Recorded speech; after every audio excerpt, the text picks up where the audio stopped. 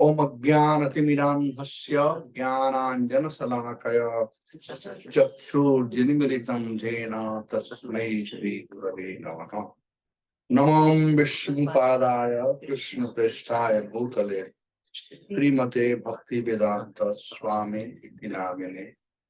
नमस्ते सात्वते देवे गौरवाणी प्रचारिणे निर्विशेष शून्यवादी पाश्चात्य देशस्था। जय श्री कृष्ण चैतन्य प्रभु नित्यानंद श्री अद्वैत गदाधर शिवासादि गौर। हरे कृष्णा कृष्णा कृष्णा हरे हरे हरे राम राम राम हरे हरे। तो हिंदी में क्लास होगा ना? हाँ। तो यहाँ पर ये 5 श्लोक है।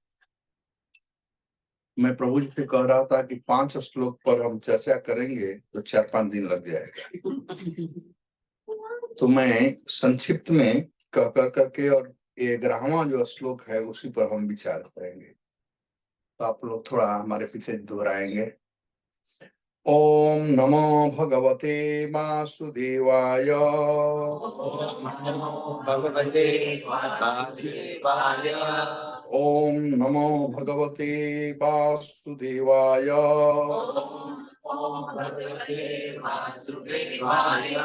ओम नमो भगवते वासुदेवाय।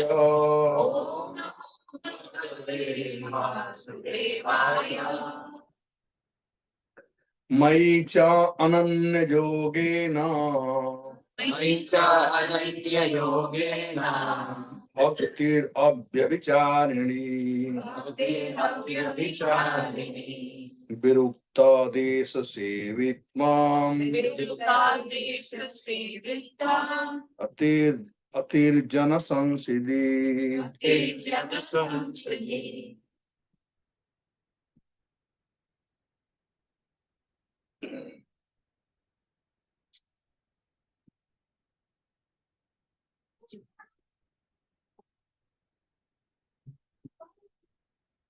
तो पूरे श्लोक का मैं पढ़ लेता हूँ बाद और फर्स्ट पैराग्राफ पढ़ेंगे तात्पर्य का के बाद।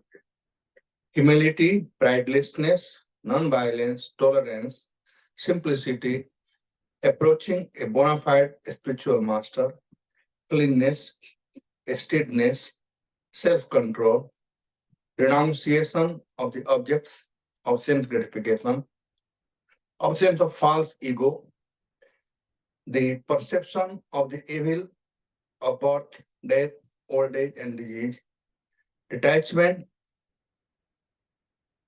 freedom from entanglement with children, wife, home, and the rest, even mindedness amidst pleasant and unpleasant event, constant and unalloyed devotion to me, aspiring to live in a solitary place, detachment from the general mass of people, accepting the importance of self-realization and philosophical search for the absolute truth. All these I declare to be knowledge. And beside this, whatever there may be is ignorance. So I just read the purport of first paragraph that contains the sloka that I will take it.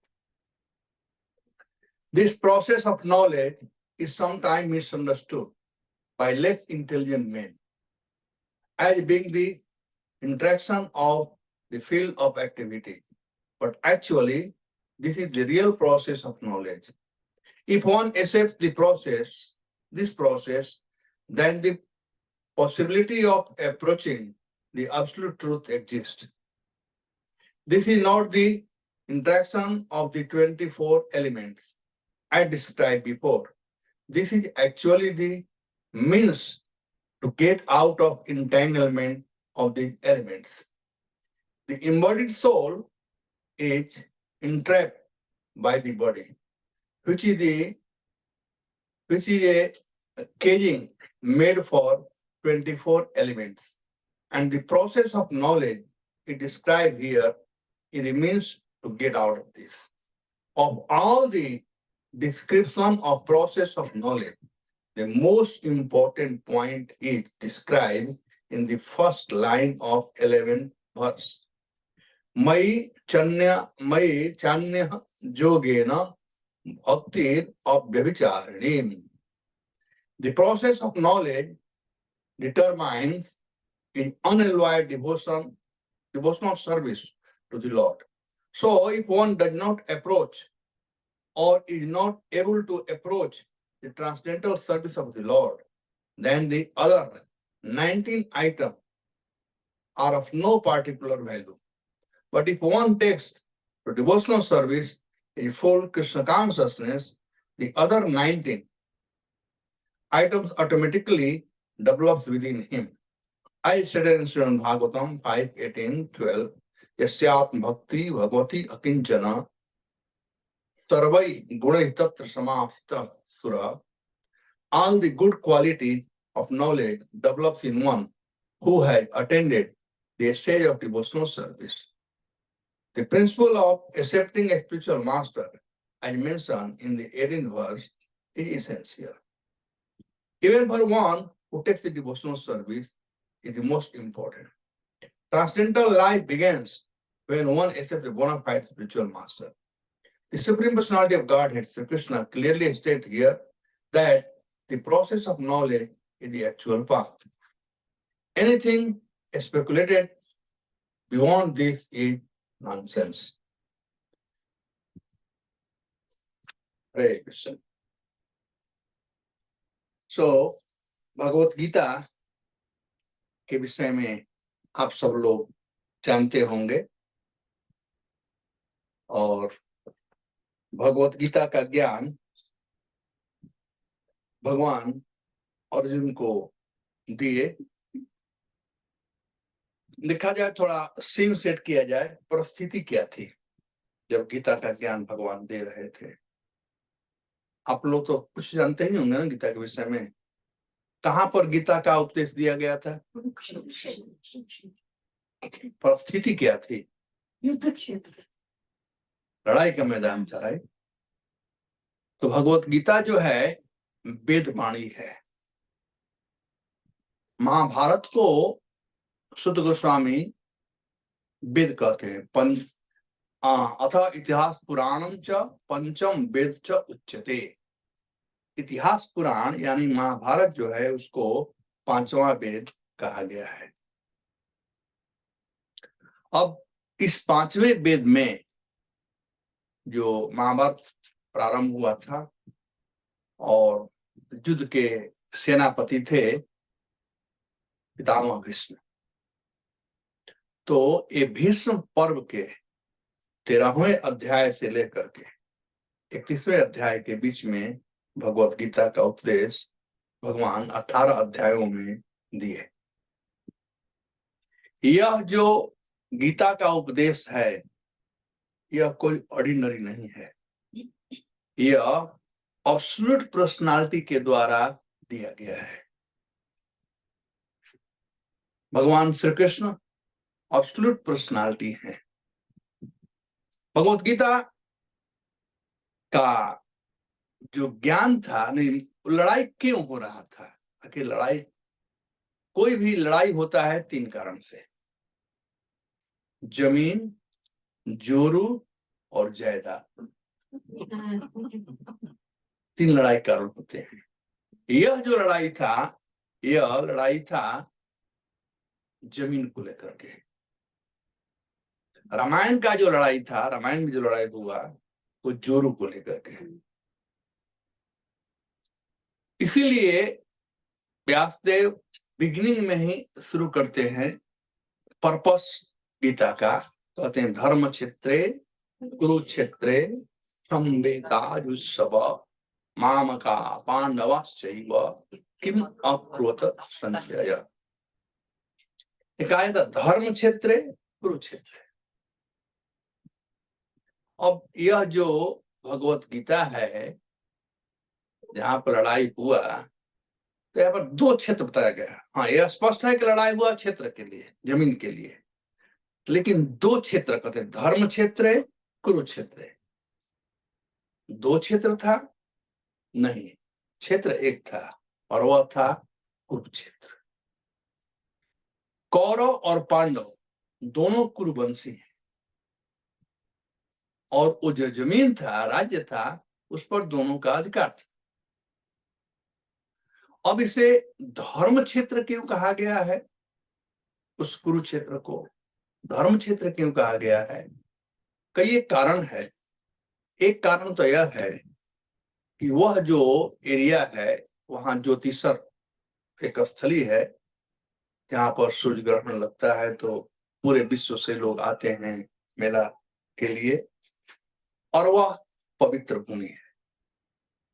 दूसरा बात कि भारतवर्ष में हम लोगों में सभ्यता संस्कृति है कि जब भी कोई हम अच्छा काम करते हैं तो भी, और बुरा काम करते हैं तो भी, भगवान को सामने खड़ा करते हैं।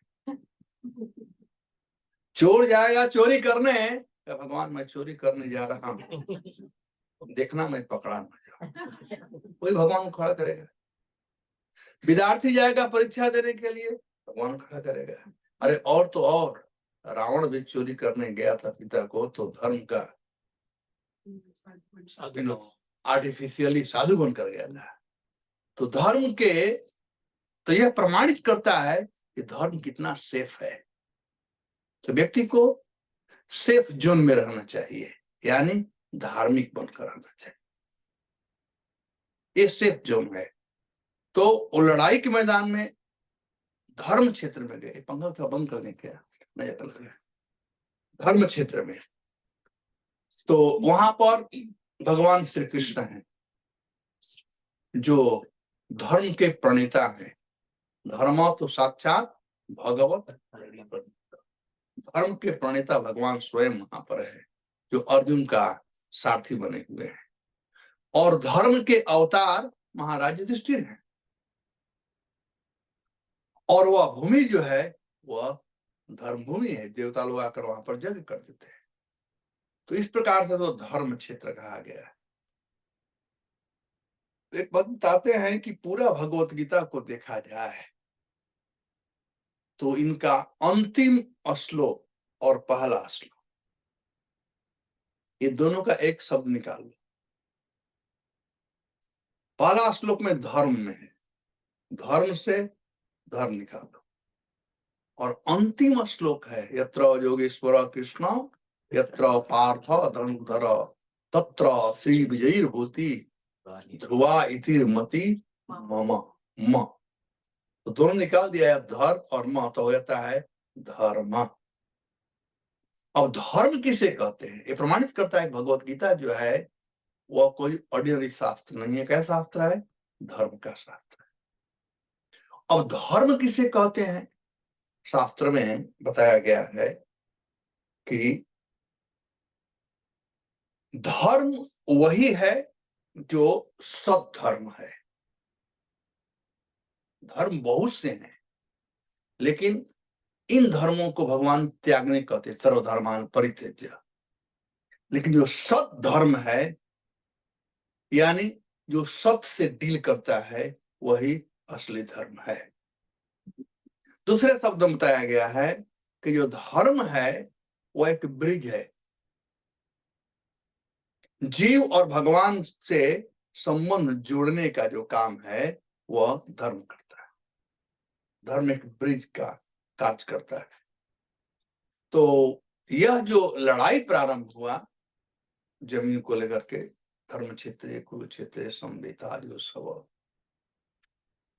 अब लड़ाई करना अच्छा चीज नहीं है। अच्छे लोग लड़ाई नहीं करते हैं।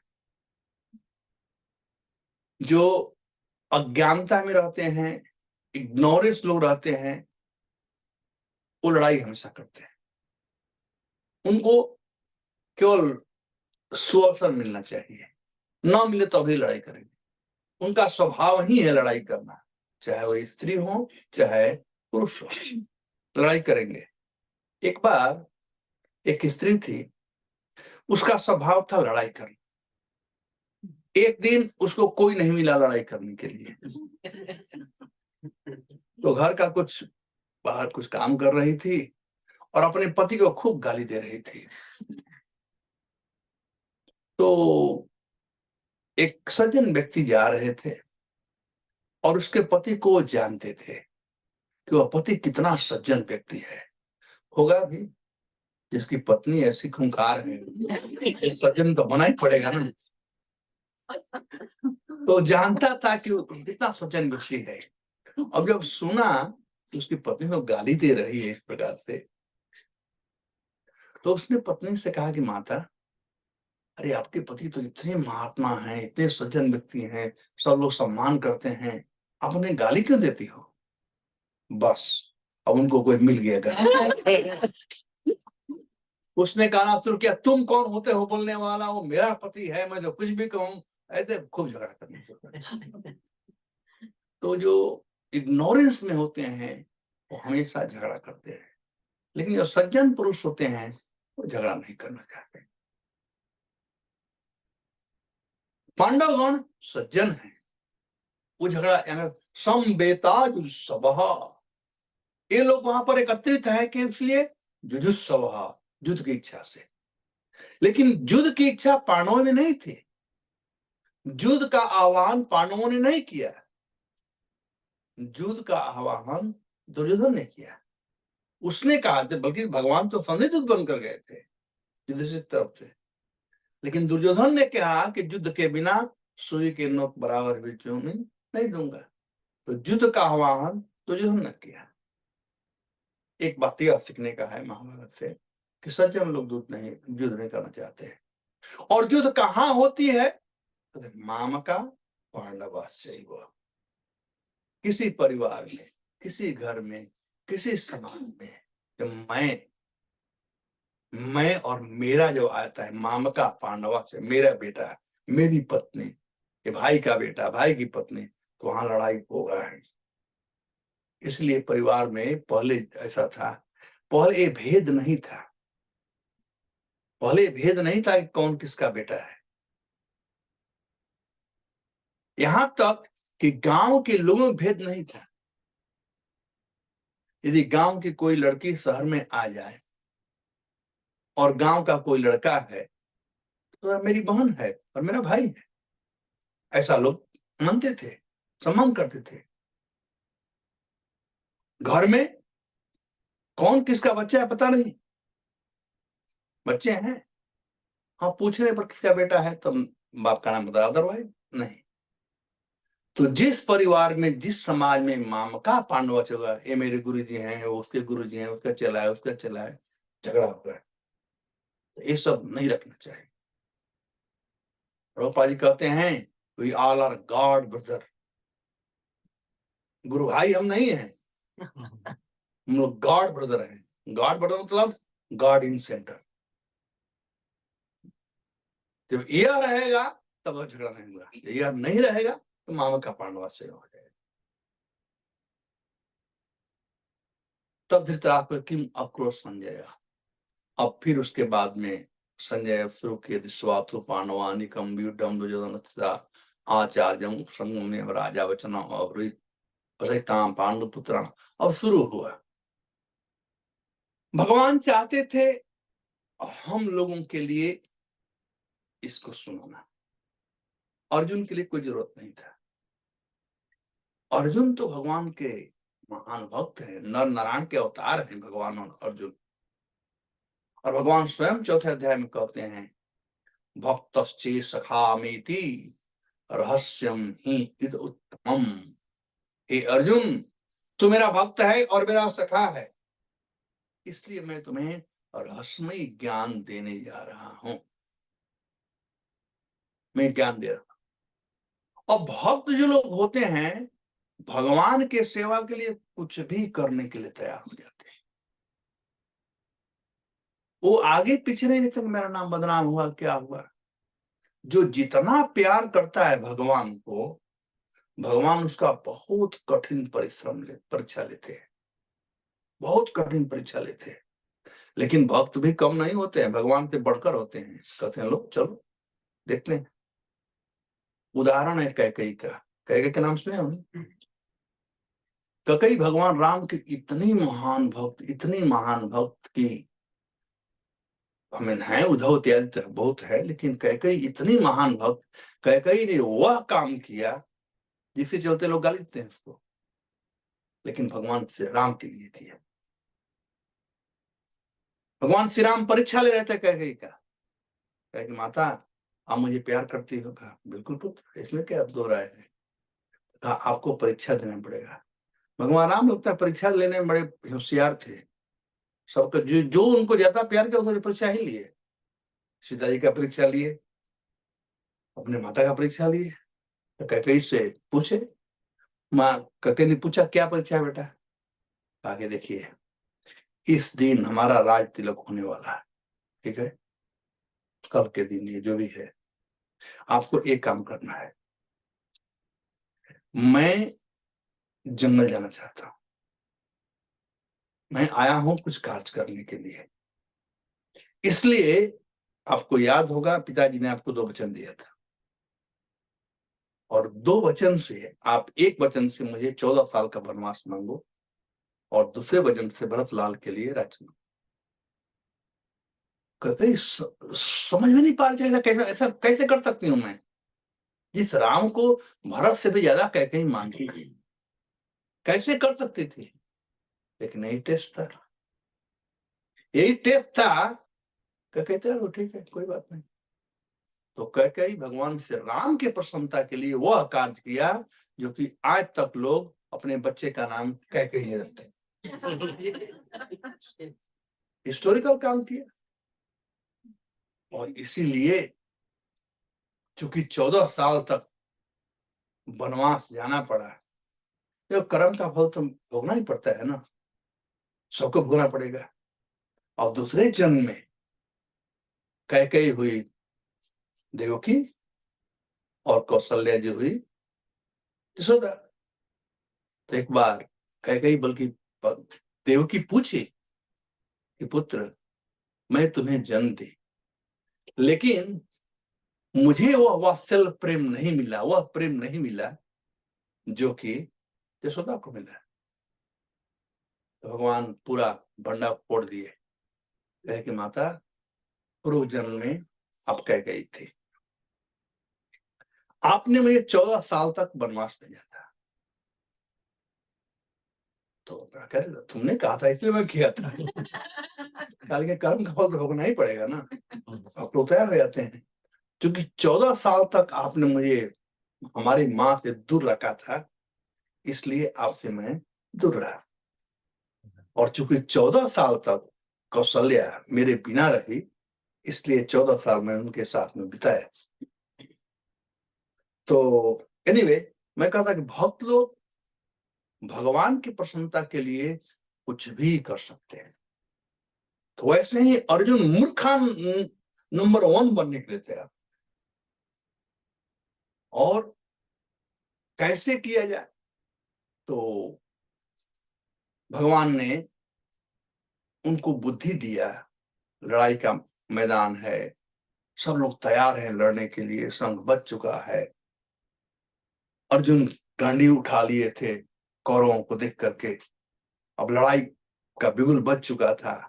लेकिन भगवान मत्तः स्मृति ज्ञान अपोहनम च, भगवान हर लिए अर्जुन का ज्ञान, और अर्जुन की बुद्धि में आ गया कि मैं कैमर्या सहजोधव्यम, मुझे किसके साथ तो आज लड़ाई करना है, तो मैं देख लूं। सेन जरूर भैर मध्य स्थापित में अच्युत, हे अच्युत मेरे रथ को दोनों सेनाओं के बीच में रखो। अर्जुन ने कृष्ण को संबोधित किया अच्युत, तेन जोरुर भैर मध्य रथम स्थापित में अच्युत, हे अच्युत आप मेरे रथ को 2 सेनाओं के बीच में स्थापित करें। सेन जोरुर भैर मध्य 3 बार आया हुआ इस अध्याय में, पहले अध्याय में दूसरे अध्याय मिला करके। अब यहां पर अर्जुन अच्युत शब्द क्यों कह रहे हैं? कृष्ण शब्द कह सकते थे, मोस्टली कृष्ण शब्द कहे हैं। अच्युत शब्द कल 2 ही बार आया हुआ है, भगवत गीता के बिगिनिंग में और भगवत गीता के लास्ट में। और अच्युत शब्द कह कर करके अर्जुन कृष्ण का मुंह बंद करा दिए,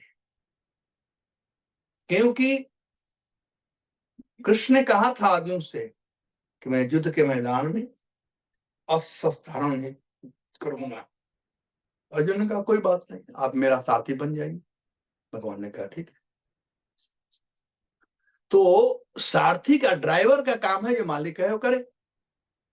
यदि वो कृष्ण कह देते, मोहन कह देते, मधुसूदन कह देते, और कुछ कह सकते थे, तब कृष्ण कहते रहे अब तो संग बच चुका है, अब क्या तुम देखना चाहते हैं, लड़ाई करो। लेकिन अच्युत शब्द कह कर करके अर्जुन कृष्ण को उनके कर्तव्य का बोध कराए कि आपको रथ हाँकना है, कुछ नहीं करना है। तो जिम ही अच्युत शब्द कहे तो भगवान कहे चलो समय आ गया है। अच्छा, और भगवान ऐसे ले जाकर के पार किए रथ को जहां से भीष्म पितामह और गुरु द्रोण दिखाई पड़ रहे थे। उतना ही नहीं, रथ तो खड़ा किए,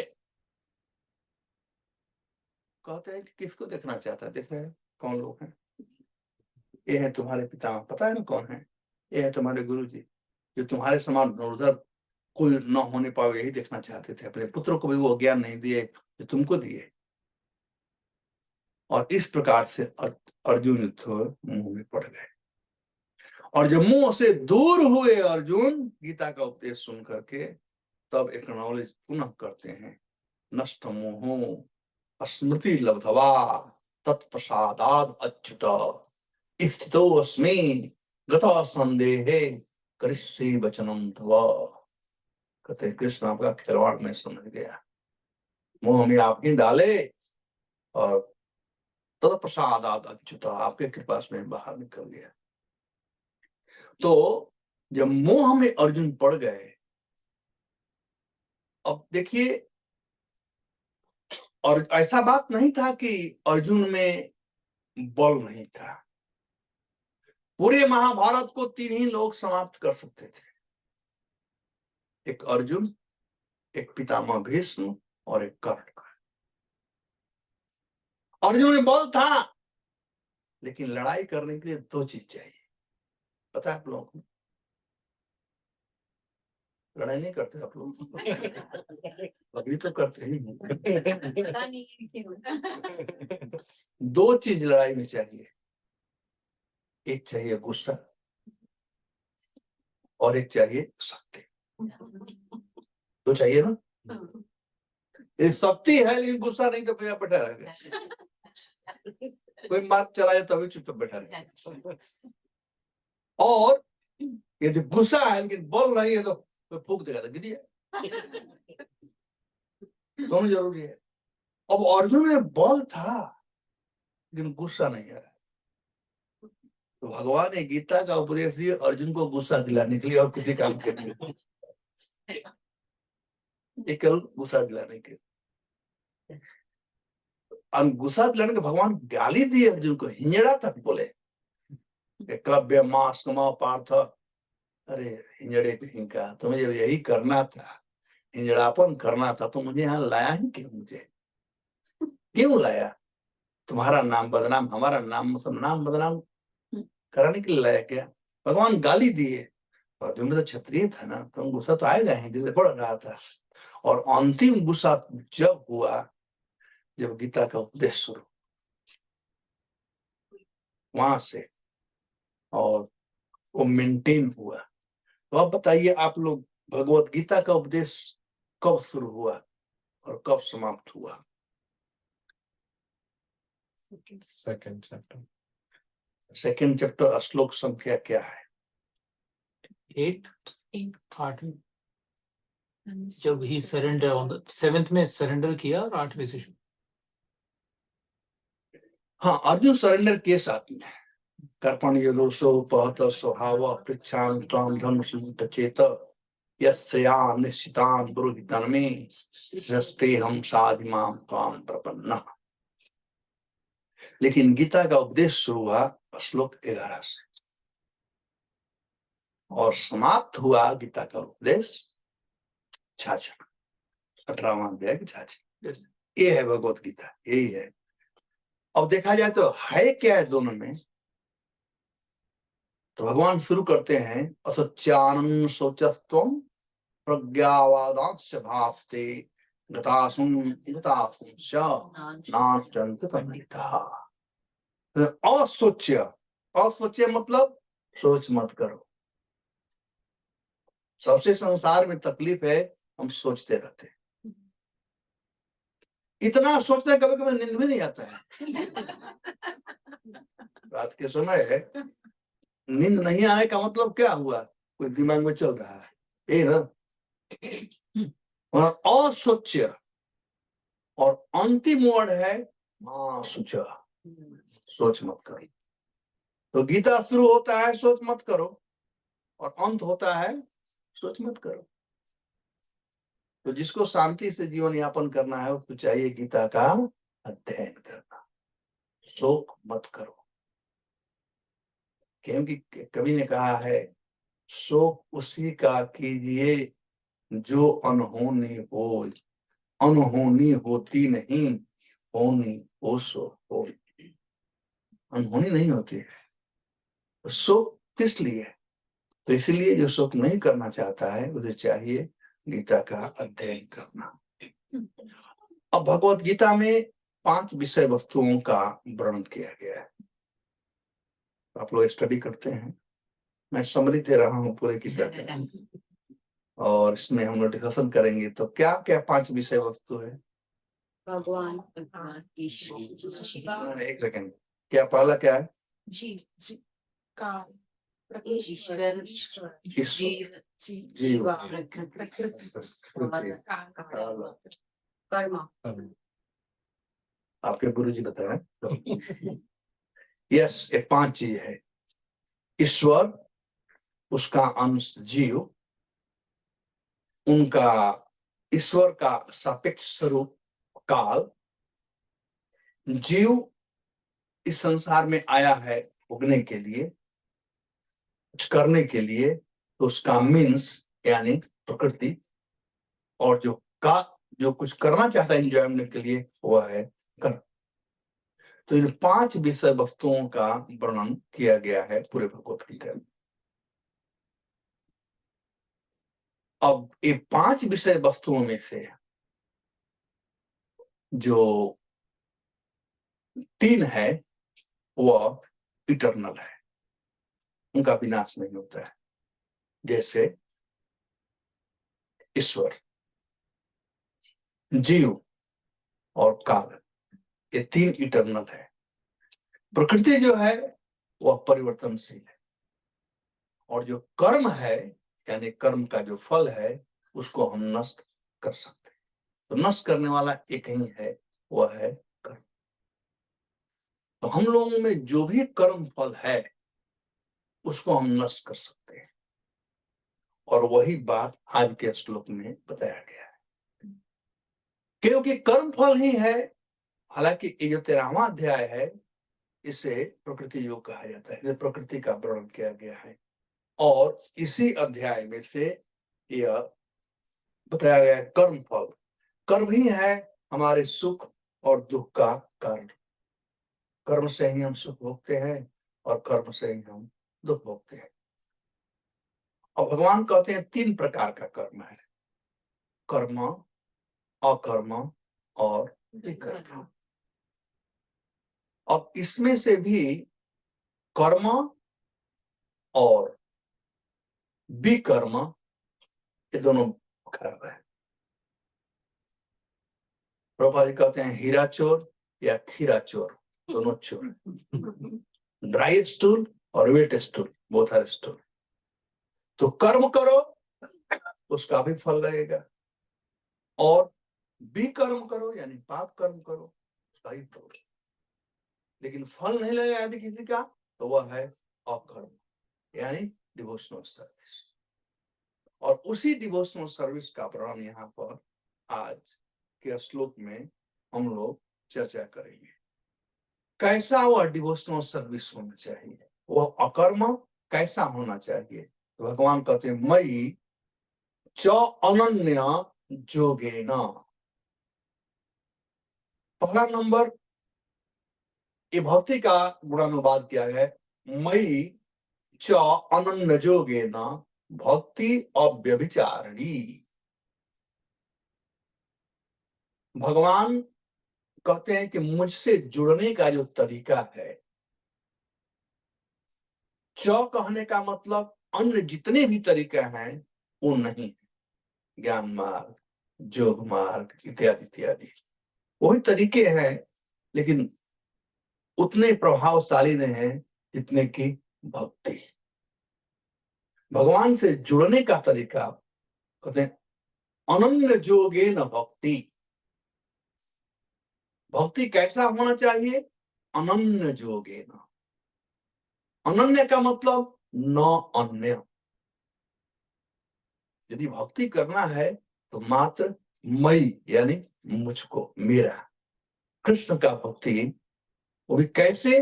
अनन्य जोगे न, इधर उधर मन न कर करके एकमात्र कृष्ण में ही मन लगाकर किया जाए, कृष्ण के प्रसन्नता के लिए किया जाए। योग मतलब जुड़ना, भक्ति योग के द्वारा। और भक्ति के अलग अलग तरीके हैं, 9 प्रकार के साधन हैं। उसमें से श्रवण और कीर्तन, ये 2 जो है बड़े हैं सार्थक साधन है। भगवान के विषय में सुनना और भगवान का गुणानुवाद करना, यदि ये 2 होता रहेगा और सब अपने आप ठीक हो जाएगा। लेकिन वो कैसा होना चाहिए? अनन्य। और जो व्यक्ति अनन्य भाव से भगवान का भजन करता है उसे किसी चीज कमी नहीं। 9वें अध्याय भगवान कहते हैं, आप लोग पढ़े होंगे, जो वहां में हम श्लोक है, अनन्य चिंतयन्तो मां ये जना परिपास्ते तेषां नित्य अभियुक्तानां योगक्षेमः। तो अनन्य भाव से भगवान का हमें भजन करना, अनन्य जोगेन, अनन्य चिंतयन्तो मां। और जो व्यक्ति अनन्य भाव से भगवान का भजन करता है, भगवान उसके बिना रह नहीं सकते हैं। जैसे श्रीमती राधा, श्रीमती राधा रानी की क्षमता के कि अन्य कैसे है? अनयाराधिता अनुनम भगवान हरि ईश्वर। अनया अगेन अनन्य, अन्य भाव से। तो भक्ति में कोई न तो ज्ञान का मिश्रण हो, न कर्म का मिश्रण हो, कोई मिश्रण न हो, प्योर हो, वह है अनन्य भक्ति। और अनन्य भक्ति के बहुत से उदाहरण हैं भागवतम में, भक्ति रसामृत सिंधु में प्रभुपाद जी दिए हैं, चैतन्य चरितामृत में है कि भक्त लोग कैसे भगवान के सेवा के लिए, जैसे उदाहरण के लिए प्रहलाद महाराज जी या पांडवगण कैसे अन्य भाव से भगवान का सेवा करते थे कि कभी भी तकलीफ आए तो कभी तकलीफ में कभी कृष्ण को पुकारे नहीं, बल्कि कृष्ण पांडवों के बिना नहीं रह पाते थे। बृहद भागवतामृत में वर्णन किया गया है, हनुमान जी को बड़ा गुस्सा आ गया, अरे पांडवगण, तुम लोगों ने हमारे प्रभु पर क्या मंत्र तंत्र डाल दिया है कि तुम्हारे बिना वो रह ही नहीं पाते। जब भी वो देखना चाहते हैं तो कोई तकलीफ भेज देते हैं और फिर दरोगर चले जाते हैं। तो ऐसे पांडवगण थे।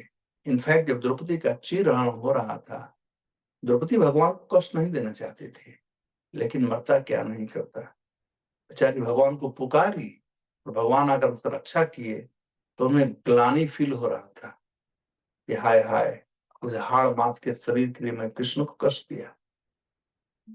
ये है अनन्य भाव।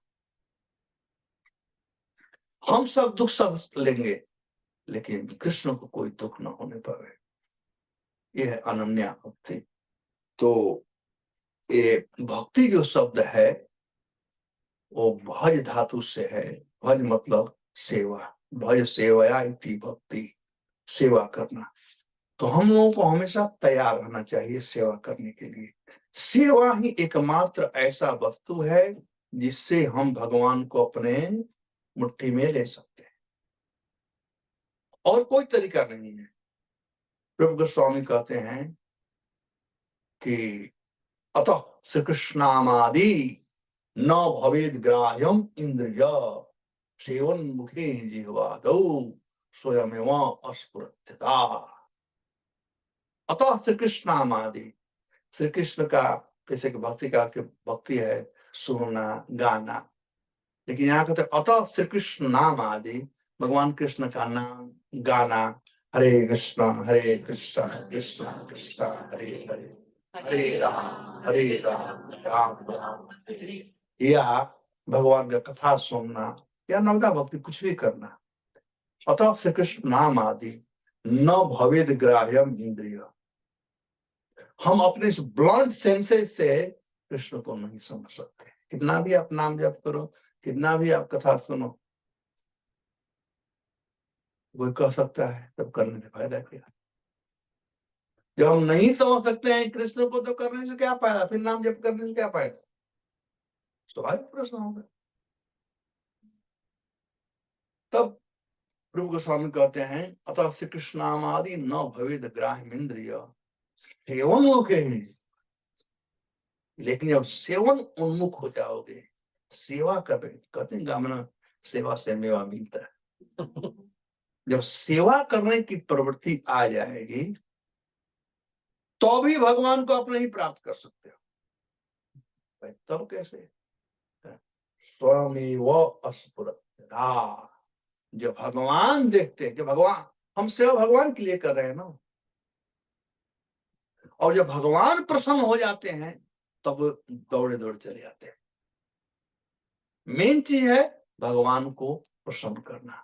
तो भक्ति करने का मतलब होता है भगवान को प्रसन्न करना, बस और कुछ नहीं। इसीलिए भक्ति का विशेषता बताया गया है यहाँ पर। कैसा भक्ति होना चाहिए, अव्यभिचारिणी, टोटली प्योर, उसमें कोई मिक्सचर नहीं होना चाहिए भक्ति में, कोई कामना नहीं होनी चाहिए भक्ति में।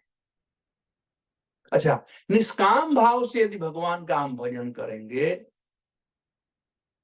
तब हम फायदा में रहेंगे, और कामना के द्वारा हम भक्ति करेंगे तो गैरफायदे में रहेंगे।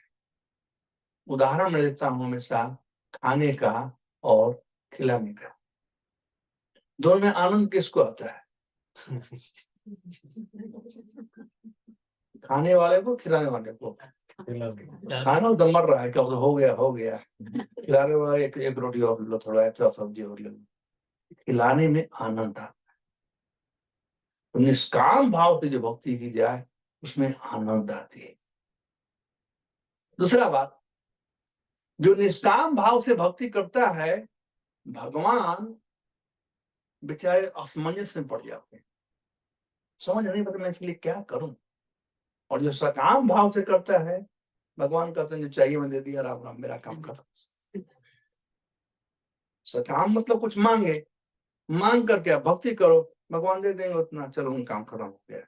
लेकिन मत मांगो तो भगवान देंगे भी और सोचेंगे कि did I give him enough और नॉट, कहीं कम तो नहीं दे दिया ना, और देना चाहिए, ये भाव।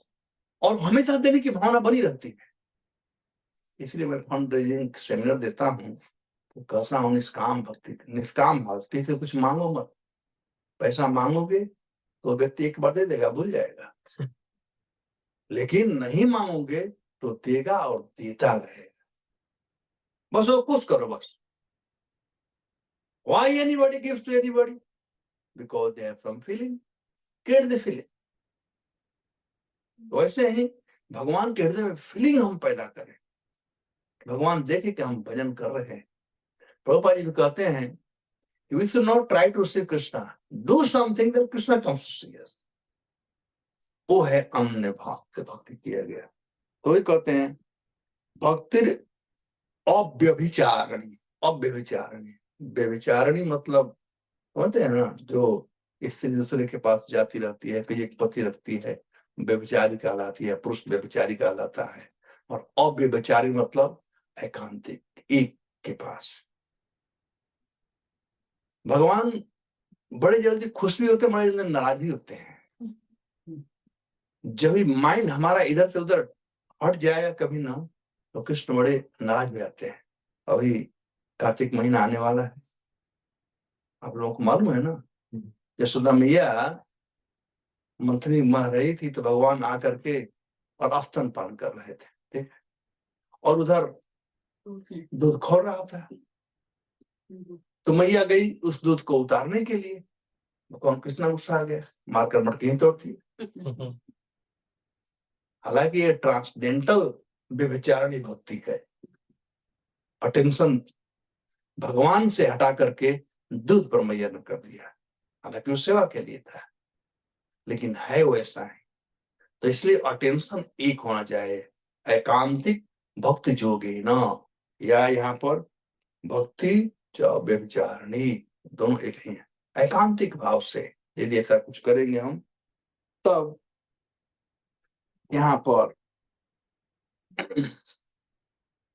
कि एकांतिक भक्ति भाव होना चाहिए, विविक्त देश सेवित, और हमें एकांतिक रूप से यानी अकेला में भक्ति करें। विविक्त देश सेवितम,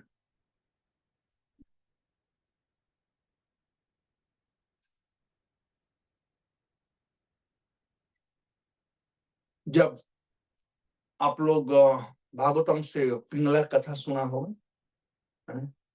एक बार जब उसके यहाँ घर पर थी, उसके पिताजी थे और वो लड़की देखने वाले आए थे, तो उन लोगों के लिए कुछ बनाना चाहती थी, उसके हाथ में चूड़ी था, तो जब चावल कुट रही थी तो आवाज आ रहा था, तो तोड़ना शुरू किया, तोड़ते तोड़ते तोड़ते 2 चूड़ी बचा, फिर आवाज आ रहा था, एक तोड़ दिया, एक बचा, आवाज नहीं आ रहा। तो यह जो है, यह है विविक्त देश सेवितम, एक अकेला में। तो कोई प्रश्न कर सकता, रे शास्त्र कहता है साधु संग, और यहाँ कह रहे अकेला में। इसका मतलब समझना चाहिए, साधु संग होने के बावजूद भी, संग में रहने के बावजूद भी मन तो अपना ही है ना। तो एकांतिक भाव से भगवान में लगाओ, साधुओं के संगति में रह करके भी एकांतिक भाव से भगवान में मन लगाओ। वह बात यहाँ पर इस श्लोक में बताया गया है, विविक्त देश सेवितम, एकांतिक भाव से जहां भी रहो। चाहे अर्जुन लड़ाई कर रहे थे, वहां पर लड़ाई के मैदान में हजारों लोग थे, लेकिन अर्जुन फोकस थे। विविक्त, यहाँ पर विविक्त देश सेविता का मतलब फोकस रहना भक्ति में, इधर उधर ना जाए। अरे हम तो अकेले बैठ करके जब करते हैं तो भाई मन इधर चला जाता है, लेकिन भगवान कहते हैं मेन चीज है, चाहे अकेले रहो चाहे सबके साथ में रहो, मन फोकस होना चाहिए। अर्जुन का मन फोकस था। जब गुरु द्रोणाचार्य पूछे भाई तुम क्या देख रहे हो, तुम क्या देख रहे हो, सब लोग बता रहे थे अलग अलग चीज ना, अर्जुन ने कहा कि मैं तुम उसका आंख केवल देख रहा हूं। यह है कि मन एकांतिक भाव से कृष्ण में लगा रहे। उसके बाद अतीत ज्ञान सम्मति, उसके बाद दूसरा चीज यह है कि हमें लोगों के जिनका कृष्ण में मन नहीं लगा हुआ है, जो भक्त लोग नहीं हैं, उनके संगति में समय नहीं बिताना चाहिए। प्रभु गोस्वामी जी कहते हैं कि ये लोग समय बर्बाद करते हैं और भक्ति हमारी नष्ट होती है। अत्याहार प्रयासश्च प्रजल्प नियमाग्रह जनसंग से लोलुप्य सर्वैर भक्ति विनश्यति। तो यहाँ पर 4 चीज बताया गया है ज्ञान में ही। एक तो है भगवान को प्रसन्न करने का जो तरीका है वो है अनन्य भक्ति योग। तो अनन्य भक्ति योग में लगना एक ज्ञान है। दूसरा है भक्ति कैसी होनी चाहिए, अव्यभिचारिणी।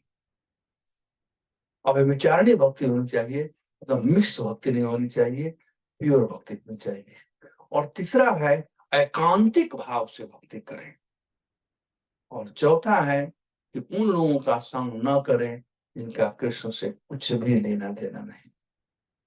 तो ये 4 बातें इस श्लोक में बताई गई है। और यह इसको भी भगवान यहाँ पर कहते हैं ज्ञानम, एतत् ज्ञानम विधि प्रोक्ता, ये भी एक ज्ञान है।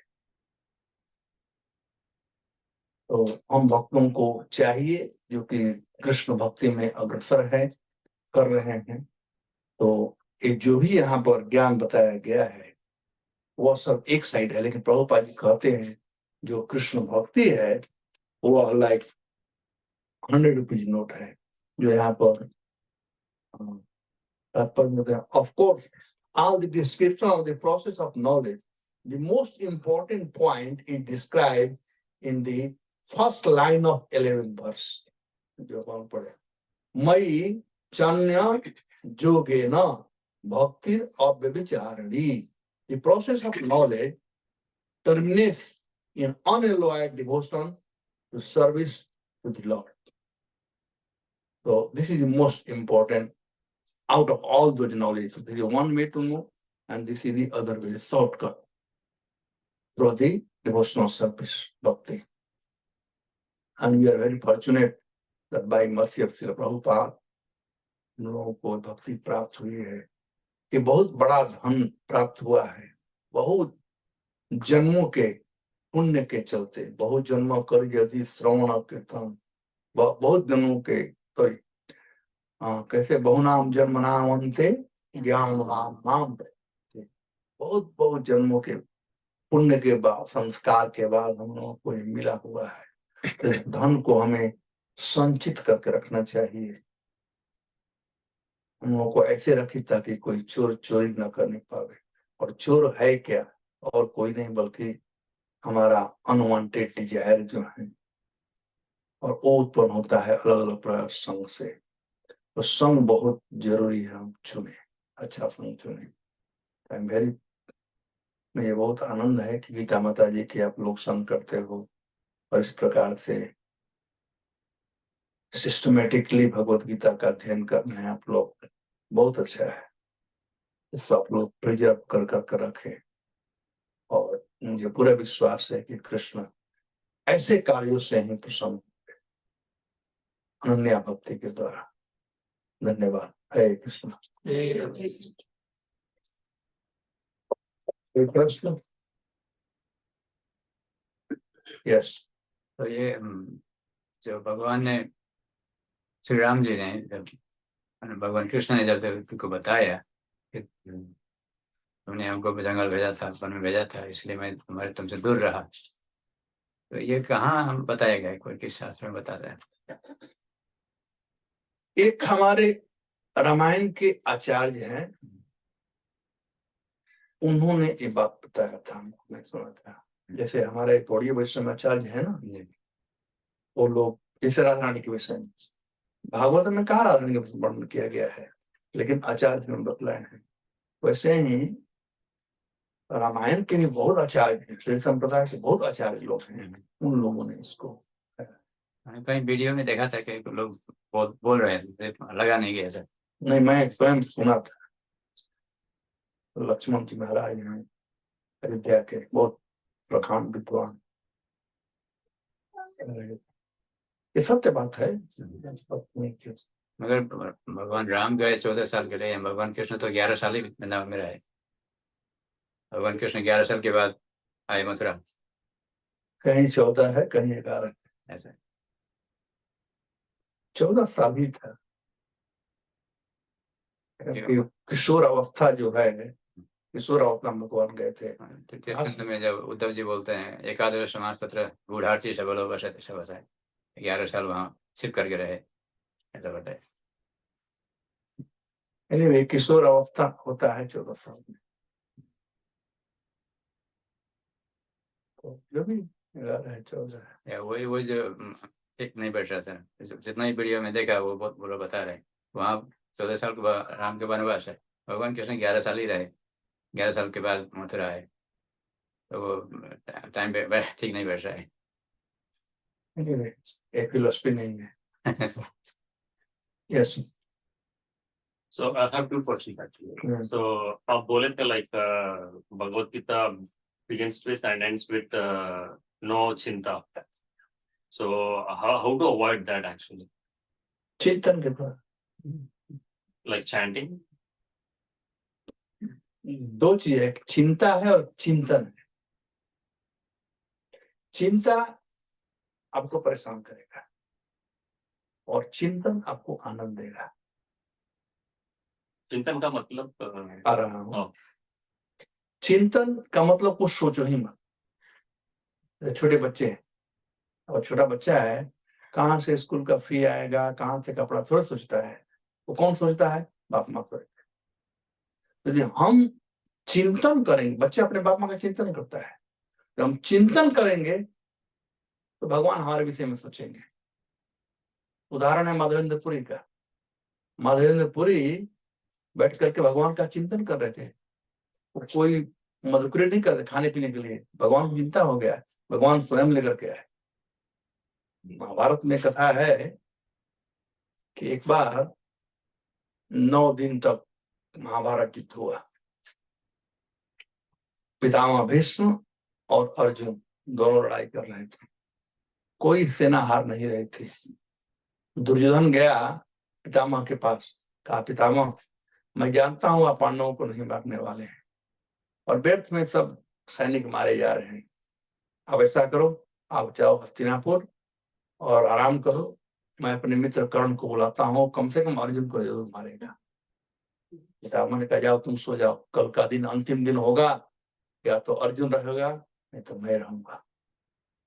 अब यह बात जो था, उस समय कम्युनिकेशन सिस्टम बहुत फास्ट था, सब जगह हवा में फैल गया।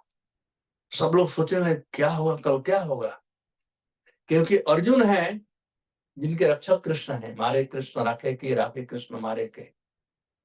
और पितामह भीष्म है जिनको इच्छा मृत्यु का वरदान है, नहीं मरना चाहे तो कोई नहीं मार सकता है। और सब लोग, रात को कोई नहीं सो रहा है, सबको चिंता हो गया, सब बात कर कल क्या होगा, कल क्या होगा, कल क्या होगा, सब लोग बात कर रहे हैं। तो कृष्ण भी गए, सब काम कैंप में जा रहे थे, सब जगह बात चल रही है। तो अर्जुन कैंप में गए, अर्जुन सो रहे थे। भगवान ने अर्जुन को जगाया, अर्जुन तो सो रहा है। कहे प्रभु थक गया हूँ, दिन भर लड़ाई किया। भगवान ने कहा तुम्हें पता नहीं है कि पितामह ने प्रतिज्ञा किया है कल या तो तुम जीवित रहेगा या वो रहेंगे। कहा हाँ मालूम है। तो भगवान ने कहा तुम्हें कोई चिंता नहीं है। अर्जुन देखा, और तो मैं आपको दे दिया हूँ, आप जगह हो, मैं सो रहा। जिसको चिंता होती है सो नहीं पाता है। और प्रश्न वही आता है कि चिंतन कैसे हो। इसके लिए नवदा भक्त श्रवणम कीर्तनम विष्णु स्मरणम। स्मरणम आता है कब, जब श्रवण कीर्तन करेंगे, बार बार किसी चीज को सुनते रहेंगे तो उसी का चिंतन होगा। तो बात आपने सही कहा, श्रवण कीर्तन ही प्रोसेस है। हो सकता है एक दिन में नहीं होगा, क्योंकि जन्म जन्मांतर कर्म फल पड़ा हुआ है, धीरे धीरे लेकिन होगा। प्रोसेस ठीक है। हो सकता है यदि आप 1 साल से कर रहे हैं तो 1% शुद्धता हुआ, तो 1% चिंतन होगा, 2% चिंतन होगा, ऐसे धीरे धीरे इसमें तारतम्य है। चिंतन करने का एक तरीका श्रवण और कीर्तन। All right, the second question, sorry. आप फोकस के साथ करने का बोला था, वो कैसे कर सकते हैं? We'll get into distraction. सुन करके, सुनना, जब भी बोलते हो सुनो, माइंड एक जगह रहेगा। हरे कृष्णा हरे कृष्णा कृष्णा हरे हरे। जब सुनेंगे तो माइंड इधर नहीं जाएगा, जब नहीं सुनेंगे भाग जाएगा तुरंत। सुनते रहना चाहिए। यस गीता माता जी। प्रभु जी आप बोल रहे थे कि हमें संगत भी बहुत सोच समझ के करनी चाहिए, लेकिन जो लोग बाहर काम करते हैं, ऑफिस जाते हैं, बिजनेस करते हैं, तो उनको सब भक्त नहीं मिलते हैं, दूसरी संगत भी करनी पड़ती है, तो फिर वो अपने आप को कैसे बचाएं? वेल, पहला नंबर तो प्रभुपाद जी कहते हैं कि हमको संग देना चाहिए, संग लेना नहीं चाहिए। तो हम बाहर जा रहे हैं और कर्मियों के साथ में भी हैं, तो यदि हम उनको संग अपना देंगे तो उनका भी फायदा होगा। यदि हम संग लेना शुरू करेंगे तो हमारा भी गैर फायदा हो जाएगा। तो हम लोग को हमेशा अलर्ट रहना चाहिए, और ये संग देने जा रहे हैं तो हमारे पास संग होना चाहिए। तो हम पहले संग करें, बाद में हम संग दें। इससे करने का तरीका है। Any other question? गुरु जी, आपका उसका फॉलो अप क्वेश्चन लाइक माता जी का, संग देने का और संग लेने का मतलब क्या है? लाइक संग देने का मतलब एक वातावरण आप ऐसा वहां क्रिएट करो कि लोग आपसे प्रभावित हो, कुछ जानना चाहें आप क्या करते हो। जैसे उदाहरण के लिए मोदी जी, मैं उदाहरण दे रहा हूँ, उन आते हैं, ऑल ओवर वर्ल्ड जाते हैं, तो कोई भी प्राइम मिनिस्टर प्रेसिडेंट जाता है तो गवर्नमेंट उनके लिए खिलाने पिलाने के लिए क्या क्या नहीं करता है, लेकिन वो कहते हैं कि मैं नवरात्रि में फास्ट करता हूँ, कल 1 गिलास गर्म पानी पीऊंगा। नाउ ही हैज ऑप्शन, वो जो खिला रहे हैं वो भी खा सकते हैं, लेकिन वो संग दे रहे हैं कि मेरा ये प्रिंसिपल है, a man is known by the principle he keeps. उनका प्रिंसिपल है तो लोग सम्मान करते हैं उसका। हमने कई बार भक्त लोग पूछते हैं कि हम बिजनेस ट्रिप में जाते हैं, वहां लहसुन प्याज होता है। मैं कहा आप खाओ ही मत, आप बोल दो हम नहीं खाते हैं, लोग सम्मान करेंगे। शुरू में थोड़ा डिस्टर्ब हो गए, बाद में लोग सम्मान करेंगे। तो संग देने का मतलब जो आप संग लिए हो वही दो, संग लोगे तो संग दे सकते हो। मतलब कृष्ण भक्ति को जो प्राप्त किए वो दो, बोलना भी ना पड़े, केवल आपके व्यवहार से ही। डिवोटीज आर बेस्ट जेंटलमैन, उनके व्यवहार से ही लोग प्रभावित हो जाते हैं।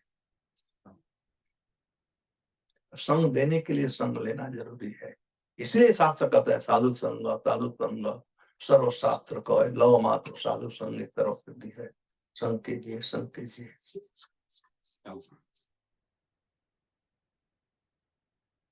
और कोई प्रश्न? यस माता जी। जी, हम तो अभी नए नए सीख रहे हैं, और जैसे हमारे फ्रेंड है, हमें कहीं जाना है, इस्कॉन में हम आए 2-3 साल से, हम सुन रहे और कीर्तन अटेंड कर रहे, लेकिन हमारे कोई जो फ्रेंड है, अगर हमें यूएस में कहीं बाहर जाना है तो हमें वो प्रॉब्लम होती है कि उनको हम बोलते हैं हम तो खाते नहीं, हम बोलते हैं कि हम नहीं खाते, लेकिन फिर भी इतना कोई नहीं कर पाता। तो ऐसे वक्त में हम बाहर क्या खाए पिए, क्या करें, मीन्स जो इजी हो,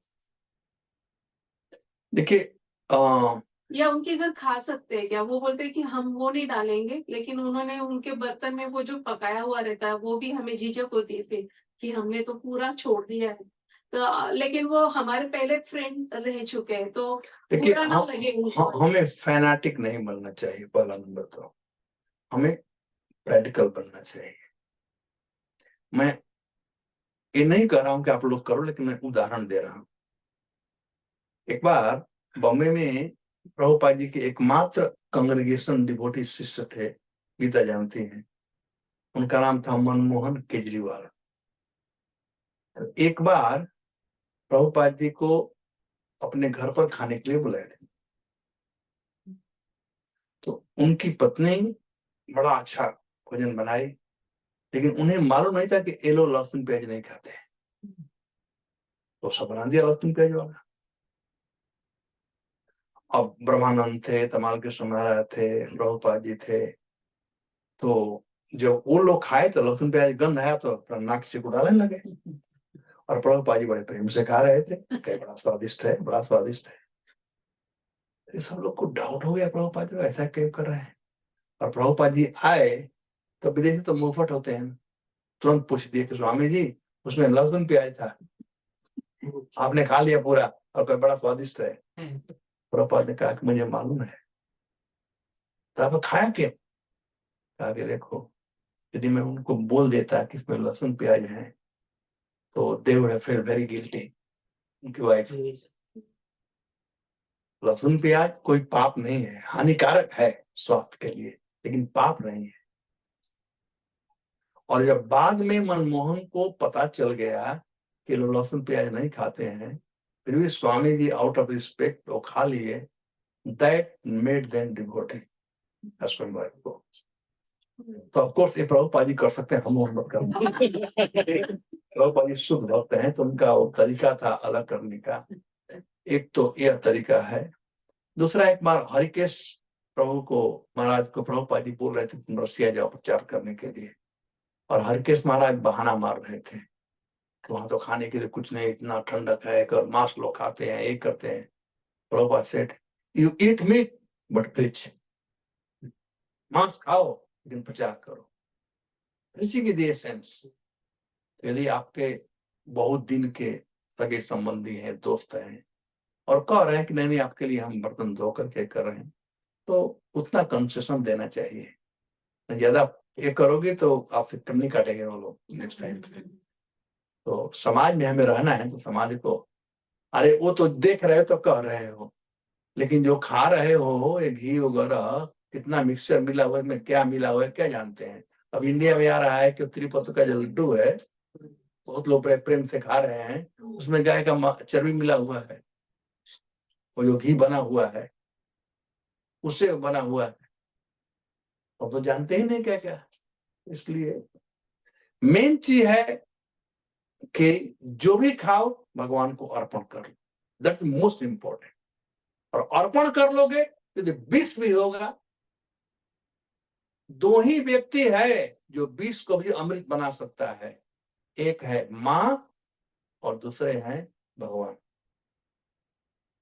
जब प्रहलाद महाराज को हलाहल जहर देने को हिरण्यकशिपु ने कहा था, कयाधु लेकर के आ रही थी, हाथ कांप रहा था कयाधु का कि बेटे को मैं विष कैसे दे सकती हूँ।